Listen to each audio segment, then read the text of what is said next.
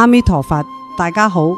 今日蓮央上師就同大家一齊嚟分享《蓮生活佛文集》第19冊靈與我之間嘅精選分享。今次講嘅係通靈嘅奧秘篇啦。講到附靈呢，其實都係通靈嘅一種，就好似我哋平時見到嘅乩童咁，個人會俾靈體控制住。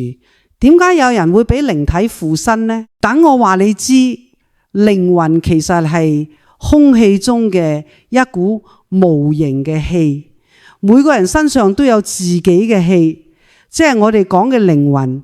如果一個人嘅氣同外界嘅靈氣啱 channel， 咁就自然會俾靈體附身啦。呢個過程就好似收音機咁，頻率啱咗就收到信號。通常俾靈體附身嘅人，身體會不自覺咁搖嚟搖去，不過都唔係個個都係咁噶。講個真實例子你哋聽，師尊去中力幫過個好慘嘅少婦，佢姓程，中興大學畢業，生得好靚女，平時溫柔體貼，但係一俾靈體上身就變晒樣貌兇狠，亂咁講嘢，重力大無窮，見嘢就掟，好似發癲咁。佢屋企人帶佢睇過精神科，食鎮定劑都冇用啦，完全變咗第二個人啦。師尊去探佢嗰陣，本來佢好正常咁落樓，點知突然發作，頭髮散晒，口水鼻涕流到成面都係，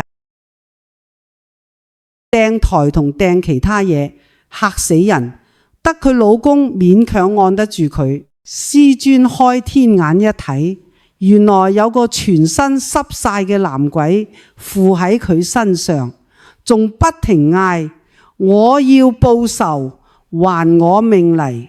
師尊即刻喺佢背脊拍3下，再畫道符，個男鬼先至走咗。個少婦醒返之後，仲好尷尬咁梳頭。師尊問佢：你知唔知發生咩事？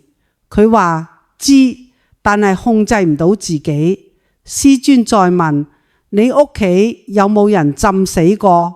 兩公婆都話冇。原來個少婦讀大學時，有個男同學追佢，追到癲咗，最後跳日月潭自殺。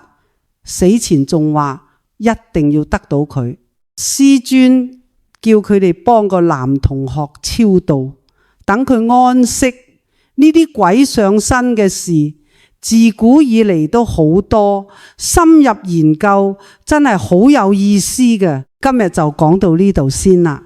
以上內容都係節錄自聖尊蓮生活佛嘅文集，大家記得上網留言啦。下集再見，阿彌陀佛。